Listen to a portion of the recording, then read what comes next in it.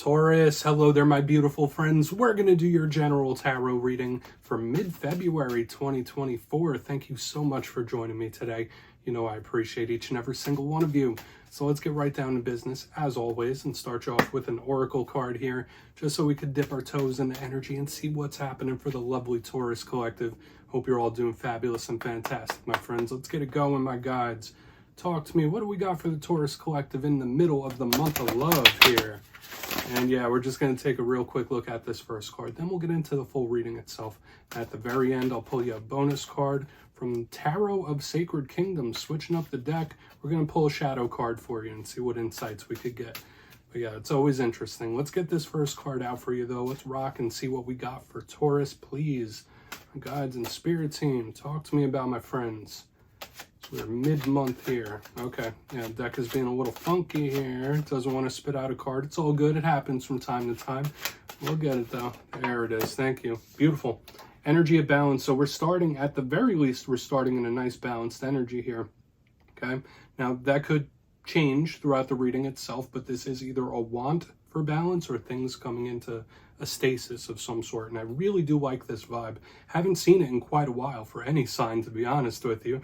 But before we fully dive into that, if you're new here, I'll be speaking about the February subscriber surprise towards the end, so you might want to check that out. Also, if you could kindly illuminate that like button by tapping it right on its third eye, you know I'd greatly appreciate it. But enough of the promo, into the reading. Let's talk a little bit about this card. So there's interesting imagery here. Specifically, if you're connected to Libra, they're highlighted in a very big way. Literally has the sign for Libra here. It has a yin-yang.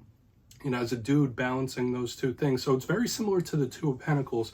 So when I see this card starting us off, it's an extremely harmonious type of energy, which is really good. Now, I personally say that in life, nothing is ever truly in a state of perfect balance. It's always going to be a balancing act and things skew back and forth. But this is pretty dang close when I see this card. So for a lot of Tauruses, there could be things improving. There could be things starting to balance. Even if it's a little uncomfortable at the moment, the energy is starting to come into some sort of harmony, which I really do like. Now, since this does remind me of the Two of Pentacles, it could also represent money, work situations on your mind. For some of you, there could be a decision or a choice that needs to be made. But overall, this is an extremely harmonious energy, and I like to start off, even if we have some issues within the reading itself. So yeah, please, I'm just going to put them over there. Let's get into tarot now. And I always say this first card, it doesn't make or break the reading. It's just a little footnote for us. Shuffle it up one time, get you 3 cards in the upright. See what we got for Taurus here, mid-February. And while we shuffle the deck up, let's talk about your last reading, my friends. It was only a couple of days ago.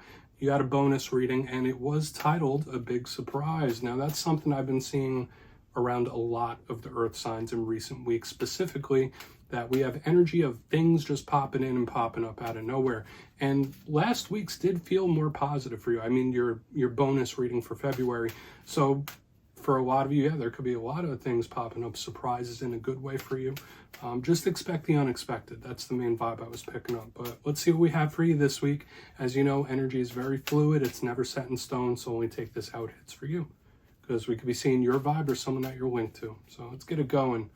What do we got for Taurus here mid-February, please? What's up with my friends?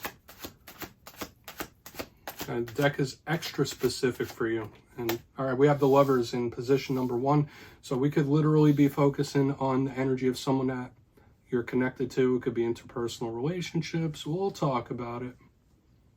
We'll talk about it. It doesn't literally have to be a lover, okay? If you're not watching this for romance, you know the deal. But that could be a very significant individual. Powerful major arcana. We have the Fool card here in the center. Wow. Strong, strong energy starting us off, my friends. So let's get one more out here, then we'll really start to piece this. What do we got for Taurus here? Thank you. Oh, you're going to have a bonus, but so far, Taurus, this really looks promising. We have the 10 of Cups on the back end. Wow. And as your bonus, we have the good old King of Swords, who's just going to chill right over there. So yeah, I'm going to try my best not to get too carried away with the energy here, but we're looking really good so far, Taurus. So let's go through. I'll give you some of the classical meanings and archetypes, and we'll get into that juicy, intuitive stuff. So at first glance, I'm liking what I'm seeing, my friends. Now, we do have a mixture of elements. We have air, we have fire, We have some water. We have a little more air in the bonus over there. So this could be separate situations, different aspects of the same thing. Could be representing people. And I do see that outward energy as well for some of you. But let's go through piece by piece and really start to build this reading out. So position number 1, we have the Lovers. For a portion of you, might just be connected to a Gemini. Maybe you have Gemini placements yourself. Now, a lot of people do think when the Lover shows up, it just represents a romantic love interest. And for some of you, that could absolutely be the case. But I think of this as any soul tie. Someone that we have a really deep bond, emotional connection with. I love the Lovers, literally. Now, back in the day, this card used to be called the Choice. It was changed to the Lovers. So sometimes it could represent a decision. It could represent things coming into harmony. This is also a very healing type of energy as well, because it has the Archangel Raphael depicted on it. So now could be a great time for healing past wounds or healing your emotions, healing your bank account, whatever you want to call it. Lovers is harmonious. So just like that bonus, the oracle we saw in the very beginning, extremely harmonious. Now, if we were to keep this very simple, the clarifier might just tell us something about someone that you were very close to. Simple as that. Right? Doesn't have to get super intense and complex. Now, moving to the center, we have the Fool card. This does link to the zodiac sign Aries, which is your zodiacal neighbor. So for some of you, it could just be signifying your own Aries placements, or if you're very close to the cusp, this could be an energy that you embody yourself. But if not, the Fool is the protagonist of the tarot deck. This is the hero of the Fool's journey, literally. It's the very first one. So we think of new cycles, starting a new journey, a new adventure. This is very fresh. It's a really good action-based type of energy as well. So we're not talking about new journeys and all that good stuff. It could be someone about to make a move of some kind. It is action-based. Now, the Fool, it's lighthearted, it's fun, it's happy, but at the same time, it could be a spontaneous card. There's a little warning attached to this card. It's like, all right, don't do anything too spontaneous. Don't walk off that cliff. Be a little King of Swords like, right? You might need some planning and strategy. Just don't do things willy-nilly when the Fool energy is in the mix, okay? But this could be very good, and once again, it could just be action-based. Now, the reason I'm really getting excited about this spread the most, aside from these two powerful major arcana in the front, is we have the Ten of Cups right there on the back end, one of the best cards in the whole entire deck. This is a card of wish fulfillment. Now, for a portion of you, this could be a focus on your home. This could be a focus on property. It could be a focus on the family unit and your living situation. But mainly when I see this Ten of Cups, I think dream come true, wish come true, something coming to fruition. So this is a beautiful, positive energy. And even when we clarify it, even if it's a little rough, this is a claimable energy. This Ten of Cups is absolutely lovely. Now, if we're going to talk about some possible challenges of this card, it could be someone that is very emotional at the time. Because when I see the Ten of Cups in reverse, it could be someone that, like, they're feeling overwhelmed by their emotions, or they're just feeling things really deep, or they're emotionally dissatisfied. But I'm not going to read a negative into a positive card just yet. Like, we'll need to wait for the clarifiers for all that. Now, on the back end, as your bonus, which is another little footnote, we have the King of Swords. For some of you, this could be a connection to an air sign. Did already speak about Gemini, so Gemini, Libra, Aquarius. And the King of Swords is all about strategy to me. If this isn't a specific person, it's about someone's mindset or mind state, doing things in a logical fashion, doing things calculated, but I don't mean that in a bad way. So that's kind of how the King of Swords acts. A challenge with the King of Swords, it could be a little bit cold. So maybe some of you, there's a person in your life, they're a little bit cold, right? It could be a little emotionally detached. But the main thing with that is, like, be logical. That's what Spirit's trying to say. But I want to dive deeper on all of it, Taurus. Let's jump in and clarify. Let's see what's happening for my friends, please. My guides, talk to me. And yes, this is where I go intuitive with the message, which means I just tell you how it feels to me. So feel free to do further research or rely on your base knowledge of tarot, because as you know, every single reading is about the reader's interpretation, and I'm just giving you mine. Let's go in on the Lovers here. And yes, if you're a reader yourself, please feel free to play along. That's why the box is here. If you're feeling any messages that you want to give to Taurus, you could drop it right down in the comments. I don't mind at all. All right, Lovers time. What are the Lovers doing here? Please. Thank you. Okay. For some of you, I'm going to say this, and I'm going to try to be nice about it. first and foremost, for some Tauruses in this time, yeah, there might be a little bit of emotional rocky waters with someone you were very closely tied to, specifically in a romantic sense, but anyone you have a soul tie with, so keep that in mind. But a vibe that I'm getting is don't let certain individuals break your stride, so to speak, or like if you're feeling good, if you have good news or something positive happens, it's a person that has to needle. It's giving me that odd vibe here, and I feel like I saw that for you a couple weeks ago. We have the Ace of Cups in reverse underneath the Lovers, and if you do have good news or good developments or good things happen in your life, this feels like a person who's like, you know what, I'm not happy, so I'm going to make you not happy, or I'm going to belittle, like you know me, I'm not a doom and gloom type of reader, but that's just the vibe I'm picking up, where someone's like, I'm going to bring you down to my level. So that's something to watch out for in this time. There might be a grumpy individual or two around you that they're not too happy in the moment. They're not emotionally satisfied, and they're like, you know what, I'm going to bring you to this level. Try your best not to let that happen. But for another portion of you, yeah, there might just be someone you're connected to. They're going through a difficult time, right? That's just the main vibe. Ace of Cups in the upright is usually a beautiful, loving type of energy, similar to the Lovers itself. In reverse, it could be healing old wounds too. So that's another message I could give with Raphael, the Lovers, Ace of Cups in reverse. A lot of Tauruses could be in a time of healing as well, healing past wounds and scars. But just take whichever one's hit. When I feel a message, I give a message. Let's keep moving. It doesn't necessarily feel like treacherous. It felt like needly, someone needling. So let's go in on the Fool. And yeah, I don't feel like that breaks the reading whatsoever. So why's the Fool here? Okay. Queen of Swords. Okay. Yeah, here's some more of this logic, air sign energy. You have a lot of air energy, which is communication based. Yeah, there could be a really important talk coming in here for some of you, or just a new chapter that you were taking extremely seriously with the Queen of Swords underneath the Fool card. Now, we do have that fire-air combination as well, which moves forward towards this win. So I do really like this action and this motivation that I'm picking up. Now, the Queen of Swords, yeah, once again, similar to the King, strategic, no nonsense, no BS, about their business, generally a good logical energy, but could also be emotionally cut off.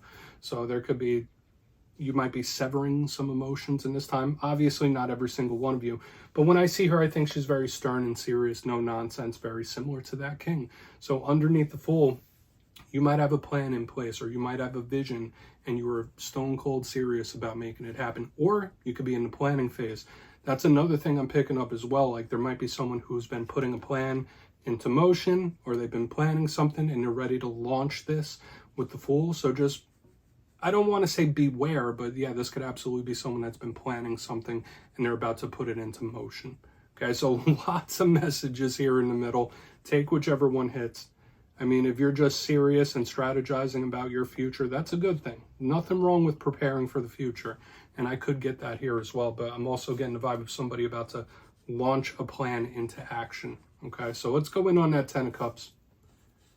Then we'll do a quick recap before we get into the Shadow card.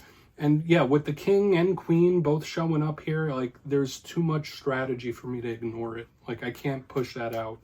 So why is the 10 of Cups in the mix? So it's a little bit of a mixed bag. Once again, I'm not feeling treachery here, but there's like a little seriousness to the vibe. Boom. And there it is.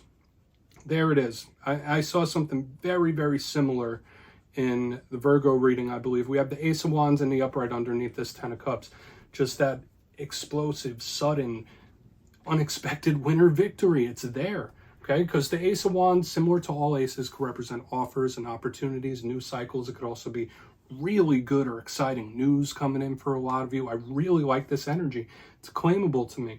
Now, the Ace of Wands, you know, it could be fiery and extremely unpredictable. For some of you, your libido might be heightened in this time as well. That's just a little side message, so keep that in mind. You might be running a little hotter than you normally do with the Ace of Wands. But when I see it underneath the 10 of Cups, it just comes in like boom, like a rocket. So there could be, once again, an unexpected winner victory coming in for a lot of you, and it just rushes in. After all this stuff happening, this is a really positive development. This is extremely claimable energy. Now, for some of you, remember, aces could represent communication, right? With the Ace of Cups in reverse, someone not really talking or speaking their feelings. This Ace of Wands is like, I'm letting it all out.